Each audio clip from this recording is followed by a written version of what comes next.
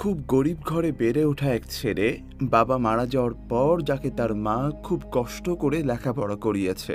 মায়ের স্বপ্ন পূরণের জন্যই ছেলেটি কলকাতার সবচেয়ে বড় কলেজে ভর্তি হয়, কিন্তু কলেজে পড়তে এসে তাকে ভয়ঙ্কর র্যাগিং এর শিকার হতে হয়। মায়ের চোখের সামনেই ধীরে ধীরে মৃত্যুর কোলে ঢলে পড়ে ছেলে। একজন মা তার ছেলের সাথে ঘটা এই অপরাধের বিরুদ্ধে কত দূর পর্যন্ত লড়াই করতে পারে, সেটাই আমরা এই সিরিজটিতে দেখব। বলছিলাম হইচয়ে সদ্য মুক্তি পাওয়া বিজয়া সিরিজটির কথা। সিরিজটির কাহিনী এতটাই করুণ যেটার শেষটা আপনাকে কাঁদাবে। প্রতিটি মা ও ছেলের এই সিরিজটি একবার হলেও দেখা উচিত। অনুরোধ রইল সম্পূর্ণ এক্সপ্লানেশনটি দেখার, আর চ্যানেলে নতুন হয়ে থাকলে সাবস্ক্রাইব করে রাখবেন। সিরিজের শুরুতেই আমরা বিজয়া বসুকে দেখি। ভদ্রমহিলা খুবই সাধারণ, সহজ সরল একজন মানুষ। তার ছেলে নীলরঞ্জন বসু ওরফে নীল। মা ও ছেলের ছোট্ট একটা সংসার। নীলের বাবা মারা গেছে ছোট থাকতেই। তার মা বিজয়া বাড়িতে বিউটি পার্লারের টুকটাক কাজ করে ছেলের পড়াশোনা আর সংসার খরচ চালায়। ছোট থেকেই অনেক কষ্ট করে নীলকে মানুষ করেছে তার মা। তার মায়ের স্বপ্ন নীল লেখাপড়া করে অনেক বড় হবে। নীল পড়াশোনায় অনেক ভালো, চালাক, চতুর এবং বুদ্ধিমান একটা ছেলে। উচ্চ মাধ্যমিক শেষ করে কলকাতার সব থেকে নামকরা কলেজ কিস্টে অ্যাডমিশন দিয়েছে। তাই বিজয়া সকাল থেকেই নীলকে বারবার বলছে আজ তার রেজাল্ট দেওয়ার কথা, সেটা দিয়েছে কিনা দেখার জন্য। কিন্তু নীল এদিকে গেম খেলায় ব্যস্ত। বিজয় তখন বকাঝকা করার পর নিজেই রেজাল্ট দেখতে বসে যায়, আর দেখে নীল চান্স পেয়েছে, তাও আবার 6 র্যাঙ্কিংয়ে। বিজয় তো খুবই খুশি, কারণ তার ছেলে একটা বড় জায়গায় পড়বে, এটাই তো তার স্বপ্ন ছিল। তবে নীল কলকাতায় যেতে চায় না, কারণ অনেক টাকার প্রয়োজন। তার মা এত টাকা কিভাবে ম্যানেজ করবে, এসব কিছু ভেবে নীল তার মাকে ছেড়ে যেতে চায় না। বিজয় তখন কয়েকটা টাকার ব্যাংক বের করে, যেটা নীলের বাবা মারা যাওয়ার পর তার মা নীলের জন্য একটু একটু করে জমিয়েছে। ব্যাংকগুলো ভেঙে সেখানে 1,17,000 টাকার মতো হয়, যা দিয়ে ভালোভাবে নীলের ভর্তি এবং প্রথম ইয়ারের সেমিস্টার ফি হয়ে যায়। তবে তারপরেও নীল তার মাকে ছেড়ে যেতে চাচ্ছিল না। ছোট থেকে নীল তার মায়ের কাছেই বড় হয়েছে। বিজয় নিজের সবকিছুকে বিসর্জন দিয়ে নীলকে বড় করেছে। এখন নীল চলে গেলে সেও একা হয়ে যাবে। এই সবকিছু ভেবে নীলের মায়েরও অনেক মন খারাপ, কিন্তু বিজয় সেটা নীলকে বুঝতে দেয় না। তার স্বপ্ন নীলকে সে অনেক বড় বানাবে। তারপর নীল সবকিছু গুছিয়ে তার থেকে বিদায় নিয়ে কলকাতায় চলে যায়। বিজয়ের কষ্ট হলেও সে হাসি মুখে নীলকে বিদায় দেয়। নীল কলেজে আসলে দেখে কিছু বখাটে ছেলে তাদেরকে র্যাক দিচ্ছে। নীল আসলে তারা নীলকেও র্যাক দেয়। একটা মেয়েকে দেখিয়ে বলে ওর নাম্বারটা নিয়ে আসতে। এরপর নীল মেয়েটির কাছে নাম্বার নিতে যায় আর বলে ওরা নীলকে র্যাক দিচ্ছে। মেয়েটাও বুঝতে পেরে নীলকে আস্তে করে একটা চড় মারে। আর নীলের এমন বুদ্ধি দেখে নীলকে তার অনেক ভালো লাগে। মেয়েটি তার লাঞ্চ ব্রেকের পর লাইব্রেরিতে নীলকে তার সাথে দেখা করতে বলে। এরপর সে ওখান থেকে চলে যায়। এদিকে নীল চলে যাওয়ার পর বিজয়া অনেকটা একা হয়ে গেছে। এতটা বছর ছেলের সাথে কাটিয়ে এখন ছেলে চলে যাওয়ায় সে একদম একা হয়ে গেছে। তার কষ্ট পাওয়াটা স্বাভাবিক। নীলেরও তার মায়ের জন্য খুবই মন খারাপ। সবসময় নীল তার মাকে ফোন করত, কখন কি হচ্ছে, সে কি করছে, সবকিছু তার মায়ের সাথে শেয়ার করত। এভাবেই কয়েকটা দিন কেটে যায়। আর নীলের সাথেই বিয়াস্কর নামের সেই মেয়েটার ভালো একটা বন্ধুত্ব হয়ে যায়। এরপরে অনিল নামের একজন লোক আসে বিজয়ের সাথে কথা বলতে। লোকটা অনেক বড় ব্যবসায়ী। সে বিজয়াকে বলে নীল চলে যাওয়ার পর সে একা এত বড় বাড়িতে থাকছে, কখন কি হয় তা তো আর বলা যায় না। তাছাড়াও নাকি এলাকার বখাটে ছেলে পেলে নজর আছে বিজয়ের দিকে। এমন বিভিন্ন কথা বলে অনিল। তার কথার মধ্যে তখন নীল বারবার তার মায়ের কাছে ফোন দিচ্ছিল, কিন্তু বিজয়া ফোন কেটে দিচ্ছিল। তখন অনিল বলে তাদের এই বাড়িটা সে কিনতে চায়, আর বিজয়ের সব রকম নিরাপত্তা সে দেবে। বিজয় তার এসব কথা শুনে প্রচন্ড রেগে যায়। তখন সে নীলের ফোন ধরে তার উপরে বকাবকি করে আর বলে ফোন কেটে দেওয়ার পরেও সে কেন এত বারবার ফোন দিচ্ছে। তার হাতে এখন অনেক কাজ, তাই বলে বিজয়া ফোনটা কেটে দেয়। আর অনিলকে কড়াভাবে বলে দেয় সে এই বাড়ি বিক্রি করবে না। এটা নীলের বাবা তাদের জন্য রেখে গেছে। বিজয় বেঁচে থাকতে এই বাড়ি বিক্রি করবে না। মূলত অনিলের কথায় রাগ হয়ে সে নীলের সাথে এমন বকাবকি করেছে। অনিল চলে গেলে বিজয় নীলকে রাতে অনেকবার ফোন দেয়, কিন্তু নীলের ফোন অফ ছিল। বিজয়া মনে করে সে এভাবে রাগ দেখিয়েছে বলেই হয়তো নীল মন খারাপ করে ফোন অফ করে রেখেছে। একটু পরে সে নীলকে ভয়েস SMS পাঠায়, তারপরেও বারবার সে নীলকে ফোন দেয়, কিন্তু ফোন বন্ধ পায়। এইভাবেই রাত পার হয়ে যায়। সকালবেলা কলকাতা থেকে থানার ওসি বিজয়াকে ফোন করে বলে তাকে এখনই কলকাতায় আসতে। এটা শুনে বিজয়া খুব চিন্তায় পড়ে যায়। তারপরে বিজয়া কলকাতায় যায়। সেখানে যেয়ে দেখে নীল হাসপাতালের আইসিইউতে ভর্তি। কাল রাতে নাকি নীল হোটেলের 5 তলা ছাদ থেকে আত্মহত্যা করার জন্য লাফ দিয়েছিল। এখন সে আইসিইউতে। তারপরে বিজয়া থানায় গেলে থানার বড়বাবু জানায় নীল নাকি অনেক ডিপ্রেশনে ছিল। কাল রাতেও নাকি ওর খুবই মন খারাপ ছিল। তাই রাতের ডিনার করে সবাই রুমে চলে গেলে নীলও তার রুমে চলে যায়। তারপর গভীর রাতে সোজা 5 তলায় উঠে সেখান থেকে লাফ দিয়েছে। ভাগ্যিস নিচে টেবিল টেনিসের বোর্ডের উপরে পড়েছিল, না হলে স্পট ডেড হয়ে যেত। বিজয়া বলে নীল এমন কাজ করতে পারে না, কারণ তার ছেলে সবসময় হাসি খুশি থাকতো। সে তার ছেলেকে খুব ভালো করে চেনে। তার ছেলে এমন কাজ কখনোই করতে পারে না। বিজয়া পুলিশকে অনেক রিকোয়েস্ট করে যে আপনি আরেকটু ভালো করে তদন্ত করে দেখুন, কারণ নীল এমন ডিপ্রেশনে বা সুইসাইড করার কথা চিন্তা করলে সে সবার আগে তার মাকে বলতো। থানার বড়বাবু বলে দেয় এটা জাস্ট একটা সুইসাইডের চেষ্টা, এখানে তদন্ত করার কিছুই নেই, আর তাছাড়া কেসটাও ক্লোজ হয়ে গেছে। তারপরেও বিজয়া অনেকবার করে বলে যে আরেকটু তদন্ত করার জন্য, কিন্তু থানায় বড়বাবু তো নারাজ। বিজয়া সেখান থেকে হাসপাতালে আসে নীলকে দেখতে।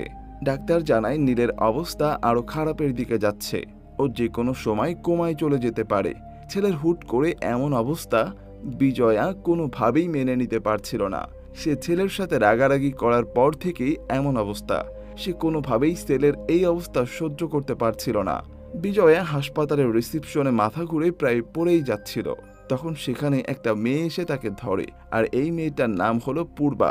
সে একজন সাংবাদিক। পূর্বা বিজয়াকে নিয়ে পাশের ক্যান্টিনে যায়। সেখানে তাদের কথার মধ্যে পূর্বা বিজয়াকে বলে কলেজের শুরুতে কি এমন হলো যে আপনার ছেলে এমন আত্মহত্যা করার চেষ্টা করলো। বিজয়া বলে নীল আত্মহত্যা করেনি। সে থানার বড়বাবুকে অনেক করে বুঝিয়েছে যে আরেকটু কেসটা তদন্ত করার জন্য, কিন্তু পুলিশ একদিনে কেস ক্লোজ করে দিয়েছে, আর আমার কোনো কথাই শোনেনি। বিজয়ের এমন কথা শুনে পূর্বার বিজয়ের উপর মায়া হয়। তাই সে বিজয়াকে এখানে থাকার জন্য একটা হোটেলের ব্যবস্থা করে দেয়। কিন্তু ক্যান্টিনে একটু আগে বিজয়া পূর্বার সামনে যে কথাগুলো বলেছিল সেগুলো পূর্বা গোপনে ভিডিও করে নেয়, আর তার অফিসের ক্যাপ্টেনকে পাঠিয়ে দেয়। পরের দিন দেখা যায় সেই ভিডিওটা নিয়ে নিউজ করা হয়েছে, আর সেটা রীতিমতো ভাইরাল হয়ে যায়। থানার বড়বাবু তো এই নিউজ দেখে রেগে যায়। কেন এইসব সাংবাদিকদের বলতে গেল বিজয়া? এখন পুরো দেশের মানুষ মনে করছে পুলিশ কেসটা নিয়ে ভালো করে তদন্ত করছে না। তবে এখানে তো বিজয়ের কোনো দোষ নেই, কারণ সে তো আর জানতো না যে ওই মেয়েটা সাংবাদিক। আর তাছাড়া বিজয়া একদমই সহজ সরল একটা মানুষ। ছেলের এমন অবস্থাতে এমনিতেই অনেক কষ্টে আছে, তার উপরে আবার এই সব। কলেজের প্রিন্সিপাল তখন বিজয়াকে সান্ত্বনা দেয়। তবে সান্ত্বনা দিয়ে আর কি লাভ? সে জানায় নীলের এখন যা অবস্থা, সে হয়তো আর এই সেমিস্টারে ফিরতে পারবে না, তাই ওর কলেজে ভর্তি বাতিল হয়ে যাবে। তবে সে এটাও জানায় নীল সুস্থ হলে আবার রিঅ্যাডমিশন দিবে, আর সে ব্যাপারে কলেজ তাকে সর্বোচ্চ কনসিডার করবে। আর নীলের হোস্টেলে যে রুমটা সেটা ছেড়ে দেওয়ার জন্য প্রিন্সিপাল স্যারকে রিকোয়েস্ট করে। এসব শুনে বিজয় একদমই ভেঙে পড়ে, কারণ সে সারা জীবনের জমানোর টাকা দিয়ে স্বপ্ন পূরণের জন্য একমাত্র ছেলেকে বড় একটা কলেজে ভর্তি করালো, আর এখন ছেলে আইসিইউতে। বিজয়া একা মানুষ, তাকে দেখার মতো কেউ নেই। তারপরে আবার কলেজের ভর্তি বাতিল হয়ে যাচ্ছে। সবকিছু মিলিয়ে বিজয়ার আর কিছুই বলার থাকে না। বিজয়া কলেজ থেকে বের হয়ে দেখে নীলের সেই মেয়ে বন্ধু বিয়াসকর আর তার ফ্রেন্ডরা মিলে নীলের জাস্টিসের জন্য আন্দোলন বের করেছে, কিন্তু কলেজের কিছু ছাত্র এসে তাদেরকে আটকে দেয়। এরপরে বিজয়া হোস্টেলের নীলের রুমে আসে সব জিনিসপত্রগুলো নিতে। রুমে ঢুকে নীলের কথা মনে পড়ে, আর ভাবতে থাকে যে নীল তাকে ভিডিও কলে এই রুম দেখাতো। যাই হোক, সে টেবিলের উপরে একটা ডায়েরি পায়। সেগুলো গুছিয়ে নিয়ে সেখান থেকে আসার সময় বিজয়া দেখে একটা রুমে কিছু ছেলে কয়েকজনকে র‍্যাগ দিচ্ছিল, যেটা বিজয়ের অনেক খারাপ লাগে। এরপরে আমরা পূর্বা নামে সেই সাংবাদিক মেয়েটাকে দেখি। সে তার ক্যাপ্টেনকে বলছে কেন বিজয়ের ভিডিওটা পাবলিক করা হলো। ওটা তো এই কেসের রিসার্চের জন্য সে ক্যাপ্টেনকে দিয়েছিল, আর ওই ভদ্রমহিলা তাকে বিশ্বাস করে ওই কথাগুলো বলেছিল। তখন ক্যাপ্টেন বলে দেয় যে তারা বিশ্বাসের ব্যবসা করে না, তারা করে খবরের ব্যবসা, আর ভিডিওটা ভাইরাল হয়ে তো তাদেরই লাভ হয়েছে। এতে তাদের চ্যানেলের পপুলারিটি অনেক বেড়েছে। তারপরে বিজয়া আসে পূর্বার সাথে দেখা করতে। পূর্বা তাকে সরি বলে আর জানায় সে এমন কাজ করতে চায়নি, শুধুমাত্র কেসের তদন্তের জন্য সে ভিডিওটা করেছিল। বিজয়া বলে, আপনার সরি দিয়ে এখন আর কি হবে, যা হবার তা তো আমার সাথেই হচ্ছে। পূর্বা তখন বলে তাদের চ্যানেলে একটা টকশোর আয়োজন করা হয়েছে, সেখানে তারা নীলের কেসটা সুইসাইড নাকি অন্য কিছু সে বিষয়ে আলোচনা করবে। বিজয়াকে বলে সেখানে উপস্থিত থাকতে, সবার সামনে বলতে যে নীল কেমন ছেলে ছিল, সে সুইসাইড করতে পারে না। কিন্তু বিজয়া খুবই সাধারণ একজন মানুষ, সে এই সব কিছু করতে পারবে না। তারপরেও পূর্বার অনেক অনুরোধে সে রাজি হয়। তারপর তারা টকশোর আয়োজন করে যেখানে পূর্বার থাকার কথা, কিন্তু তাদের ক্যাপ্টেন এসে বলে এই টকশোটা সে করবে। টকশো শুরু হলে প্রথমে তো সবকিছু ঠিকই ছিল, কিন্তু তাদের ক্যাপ্টেন উল্টাপাল্টা কথা বলতে শুরু করে।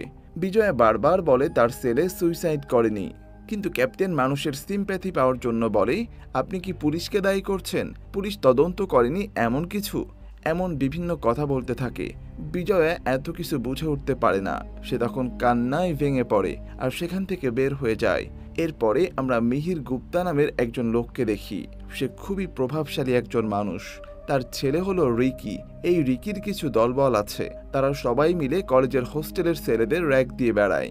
বড়লোক বাপের নেশাখোর ছেলে হলে যা হয় আর কি। মিহির গুপ্তার সাথে কলেজের প্রিন্সিপালের সাথে দেখা করতে আসে।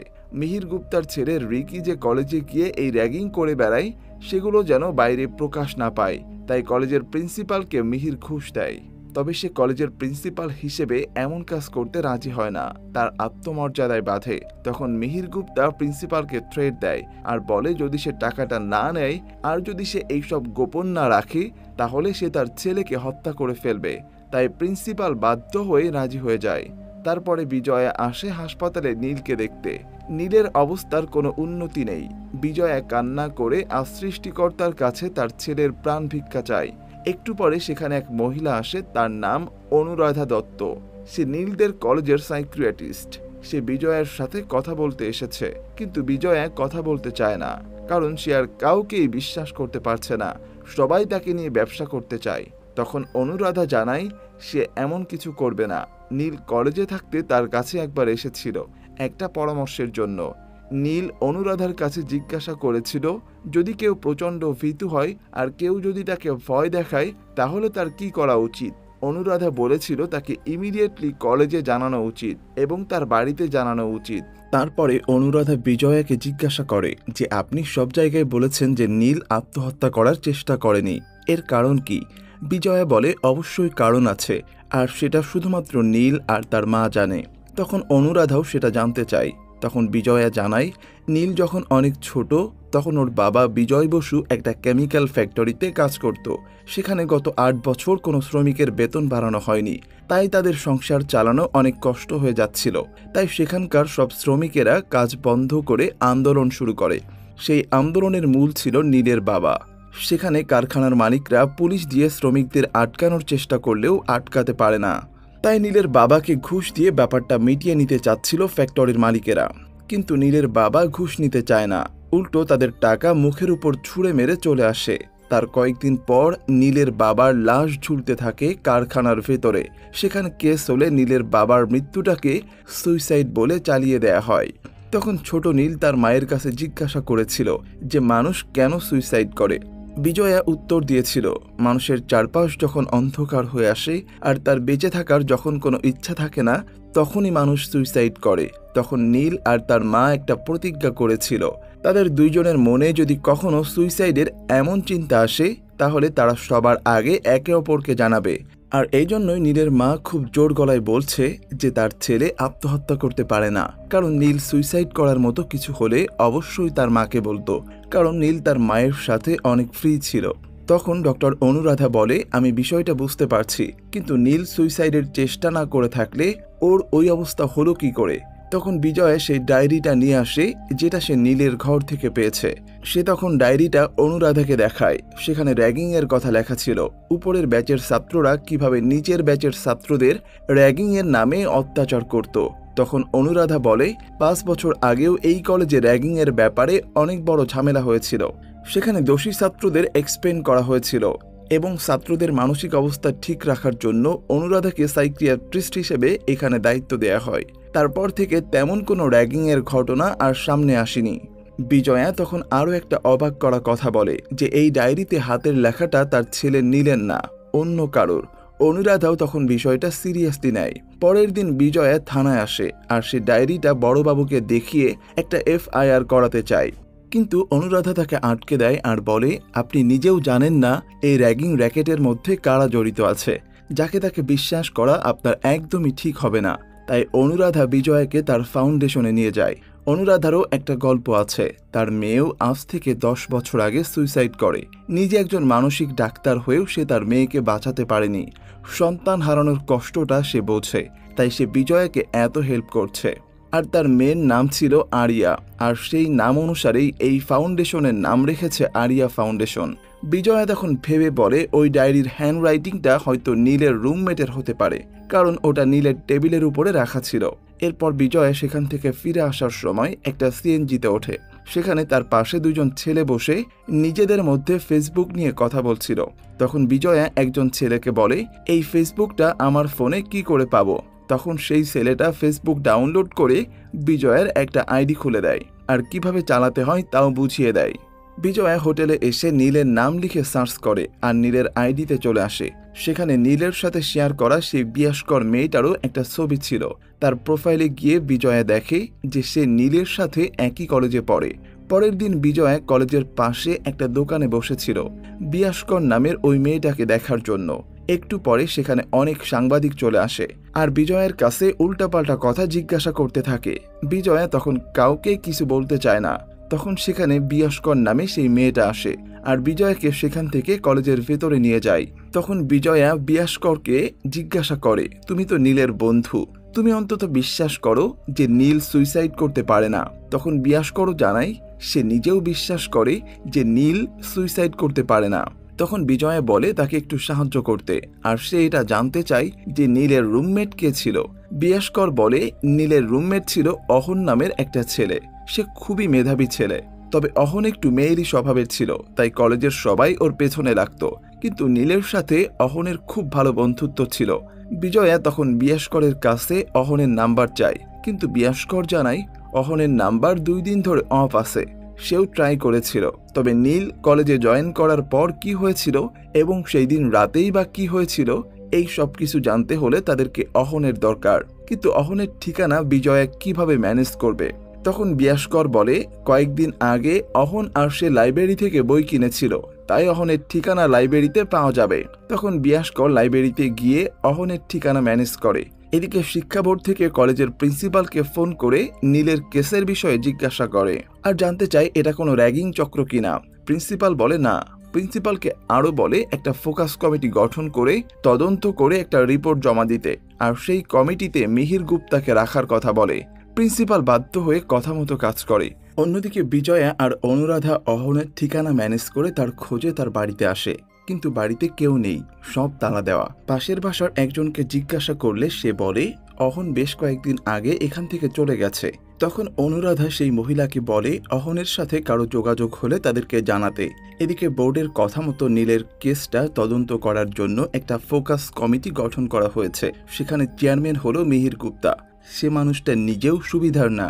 তারপরে বিজয়া হোটেলের রুমে আসলে মিহির গুপ্তা তাকে ফোন করে আর বলে তার ছেলের জন্য সে যে এত দৌড়াদৌড়ি করছে তাতে কি লাভ, এতে আরও তাদের জন্য বিপদ হবে। তার থেকে ভালো এসব না করে ছেলেকে সুস্থ করে নিয়ে বাড়ি ফিরে যান।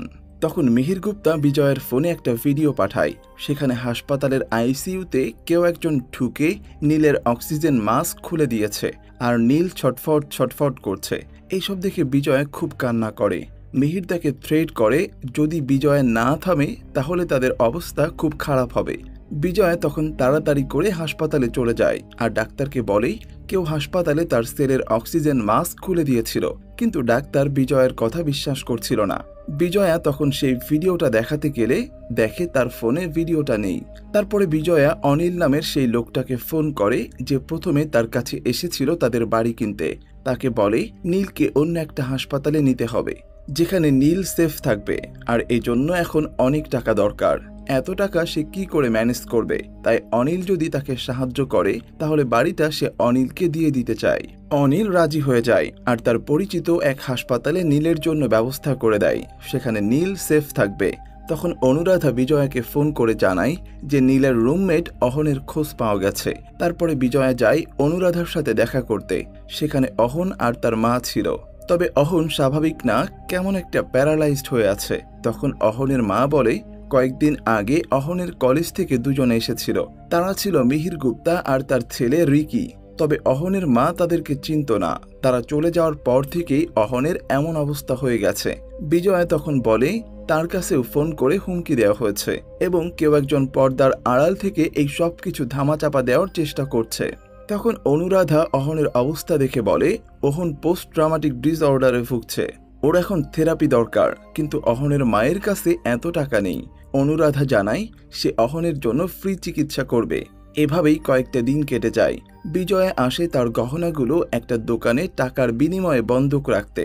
দোকানের লোকটা তাকে দেখে চিনতে পারে আর বলে আপনার এই অবস্থায় সুদের টাকা দেওয়া লাগবে না, আপনি মূল টাকা দিয়ে গহনাগুলো নিয়ে যেন। তখন অনুরাধা বিজয়াকে ফোন করে বলে তার ফাউন্ডেশনে আসতে। বিজয়া সেখানে গেলে দেখে অহন অনেকটাই সুস্থ। তখন অহন সব ঘটনা বলতে শুরু করে। তাদেরকে কলেজের প্রথম দিন থেকেই তাদের র্যাগিং এর শিকার হতে হয়েছে। তাদেরকে র্যাগিং করত মিহির গুপ্তার সেই কুলাঙ্গার ছেলে রিকি। অহনের কথাবার্তা চলাফেরা একটু মেয়েলি স্বভাবের ছিল, তাই রিকির দলবল ওর পেছনে লাগতো। একদিন কলেজের বাথরুমে অহন গোসল করছিল, তখন উপর থেকে কয়েকজন এসে ভিডিও করছিল। তারপরে সেখানে নীল এসে তাদেরকে বাধা দেয়, কিন্তু তারা উল্টো নীলের সাথে ঝামেলা শুরু করে দেয়। নীলও ছেড়ে দেওয়ার পাত্র নয়, তাই সেও তাদের গায়ে হাত তোলে। তারপর থেকে অহনের সাথে নীলের ভালো একটা সম্পর্ক হয়ে যায়। তারপরে সেই দিন রাতে যেদিন বিজয়া নীলকে ফোন করে বকেছিল, এটা নিয়ে নীলের একটু মন খারাপ ছিল। রাতে ডিনারের সময় রিকির কয়েকজন লোক এসে নীল আর অহনকে র্যাগিং রুমে নিয়ে যায়। রিকি ছিল পুরো নেশাখোর মাতাল। সেখানে রিকি অহন আর নীলকে বলে জামা খুলতে। অহন তাদের কথা শুনলেও নীল তাদের কথা শুনতে চায় না। এরপর রিকি জোর করে তাদেরকে মদ খাওয়ানোর চেষ্টা করে। নীল তাদেরকে বাধা দেয়। তখন রিকি নীলের সাথে খারাপ ব্যবহার করে। নীল আর অহন জোর করে সেখান থেকে চলে আসছিল। তখন রিকি আর তার দলবল মিলে তাদেরকে উল্টাপাল্টা কথা বলছিল। নীল রেগে গিয়ে তাদেরকে মারতে যায়। তাদের সাথে নীলের হাতাহাতি হয়। এক পর্যায়ে রিকি নীলকে জোরে ধাক্কা দিলে নীল সোজা 5 তলা থেকে নিচে এসে পড়ে। তখন যদি সবাই নীলকে হাসপাতালে নিয়ে যেত তাহলে হয়তো নীলের এতটা খারাপ অবস্থা হতো না, কিন্তু নিচে নীলকে দেখে তারা সবাই মিটিং করছিল যে কিভাবে তারা এটাকে সুইসাইড বলে চালাবে। তারা 2 দিন পরে রিকি আর মিহির গুপ্তা অহনদের বাড়িতে আসে আর অহনকে বলে যদি অহন এই সব কিছু বাইরে বলে দেয় তাহলে তারা অহনদের বাড়িতে আগুন লাগিয়ে দিবে আর তার পুরো পরিবার শেষ করে দিবে। অহন এতে খুব ভয় পেয়ে প্যারালাইজড হয়ে যায়। অহনের এইসব কথা শুনে বিজয় কান্নায় ভেঙে পড়ে। তখন অনুরাধা বোঝায় এখন ভেঙে পড়লে হবে না, তাদেরকে কিছু একটা করতে হবে। নীল আর অহনের সাথে যারা এমন করেছে তাদেরকে খুঁজে বের করতে হবে। তারা সবাই আলোচনা করে একটা বুদ্ধি বের করে যে কলেজে 5 বছর আগেও এমন র্যাগিংয়ের ঘটনা ঘটেছিল। যারা তার সাথে জড়িত ছিল তাদেরকে কলেজ থেকে বহিষ্কার করা হয়েছিল। তাদের মধ্যে কেউ বর্তমানে এই র্যাগিংয়ের ঘটনার সাথে যুক্ত আছে কিনা সেটা আগে তাদেরকে খুঁজে বের করতে হবে। তাই তারা সেই সাংবাদিক পূর্বার সাহায্য নেয়। তার থেকে 5 বছর আগে যাদেরকে বহিষ্কার করা হয়েছিল তাদের নিয়ে যে নিউজ করা হয়েছিল সেগুলো খুঁজে বের করা আর বহিষ্কার ছাত্রদের একটা লিস্ট বের করা। তখন বিজয়া একটা দারুণ বুদ্ধি দেয় যে তারা এই নামগুলো ফেসবুকে খুঁজতে পারে। যদি এদের মধ্যে কেউ হয় তাহলে অহন তাকে চিনতে পারবে। তারপরে তারা একে একে নাম সার্চ করে দেখছিল। সেখানে তারা মেঘদূত গুপ্তা নামের একজনকে পায়। তার ছবি দেখতেই অহন ভয় পেয়ে যায় আর বলে এই হলো রিকি, যে মিহির গুপ্তার ছেলে। তখন তারা টিভিতে নিউজ দেখে যে মিহির গুপ্তা সাংবাদিকদের বলছে নীলের কেসটা নিয়ে তদন্ত করা হচ্ছে, এটা মার্ডার নাকি সুইসাইড তারা বের করবে। অথচ তার ছেলেই কিন্তু এই ঘটনা ঘটিয়ে বসে আছে। তখন পূর্বা বলে মিহির শুধু একজন বড় বিজনেসম্যান তা কিন্তু নয়, অনেক পাওয়ারফুল। উপর মহল থেকে সব জায়গায় ওর লোকজন আছে, মিহিরের সাথে পেরে ওঠা প্রায় অসম্ভব। তখন বিজয়া বলে যে সবসময় তোমার থেকে শক্তিশালী কেউ না কেউ থাকবেই, তাই বলে তো আর থেমে থাকা যায় না। এরপরে আমরা মিহির গুপ্তাকে দেখি তার সেই কুলাঙ্গার ছেলেকে কাশ্মীর পাঠিয়েছিল কিছুদিন থাকার জন্য, কিন্তু সে না থেকে চলে এসেছে। এই জন্য মিহির তার ছেলেকে বকাঝকা করে আর বলে সবকিছু মিটে না যাওয়া পর্যন্ত বাড়িতেই থাকতে। এদিকে বিজয়ের কাছে হাসপাতাল থেকে ফোন আসে যে নীলের জ্ঞান ফিরেছে। বিজয় তাড়াতাড়ি করে হাসপাতালে চলে যায় নীলকে দেখতে। সেখানে নীল শুধু চোখ মেলে তার মায়ের দিকে একবার তাকায়, তাছাড়া আর কিছুই করতে পারছিল না। হাসপাতাল থেকে বের হয়ে অহন আর বিজয়া যায় থানায়, তবে তাদের উপরে নজর রাখছিল মিহির গুপ্তার লোক। বিজয় থানায় গিয়ে অনেক সময় বসেছিল, কিন্তু তাকে ভিতরে ঢুকতে দেওয়া হচ্ছিল না। কিছুক্ষণ পর একজন স্টাফ এসে বলে থানার বড়বাবু থানায় নেই, তাই পরের দিন আসতে বলে। তখন বিজয়া বলে বড়বাবু যে ভিতরে আছে এটা সে জানে, তাকে আজ দেখা না করতে দিলেও সে প্রতিদিন আসবে, তারপরেও যদি দেখা করতে না দেয়া হয় তাহলে সে মিডিয়াতে যাবে। সেখান থেকে বের হয়ে যাওয়ার সময় বিজয়ের একটা মেয়ের সাথে ধাক্কা লাগে আর তার হাত থেকে বিজয়ের গায়ে পানি পড়ে। তখন সেই মেয়েটা বলে পরের বার পানির জায়গায় অ্যাসিডও থাকতে পারে আর মুখটা আপনার না হয়ে নীল বা অহনেরও হতে পারে, অর্থাৎ এই মেয়েটিও ছিল মিহির গুপ্তার লোক। এদিকে থানার বড়বাবু মিহিরকে ফোন করে জানিয়ে দেয় বিজয়া আর অহন থানায় এসেছিল। সেখান থেকে বিজয়া আর অহন যখন ট্যাক্সিতে করে ফিরছিল তখন একটা ট্রাক এসে তাদেরকে মেরে দেয়। তবে সৌভাগ্যবশত বিজয়া আর অহন বেঁচে যায়, তবে সেই ট্যাক্সি ড্রাইভারটা মারা যায়। তারপর অনুরাধা বিজয়াকে বলে তার সাথে এনজিওতে যেতে, কারণ যে কোনো সময় বিপদ আসতে পারে, কিন্তু অহন যেতে রাজি হয় না। বিজয়া তখন সোজা হোটেলে ফিরে যায়। হোটেলের সামনে আসলে সেখানে সে অনেকগুলো গাড়ি দেখতে পায়। জায়গাটি অনেক নিরিবিলি ছিল। বিজয় রুমে ঢুকে দেখে মিহির আর তার ছেলে অনেক আগে থেকেই তার জন্য অপেক্ষা করছে। মিহির তখন তার ছেলের অনেক প্রশংসা করে আর বলে তার ছেলে অনেক জেদি ছোট থাকতেই যা চায় তাই করে ছাড়ে। মিহিরও তার ছেলেকে রাজপুত্রের মতো বড় করেছে।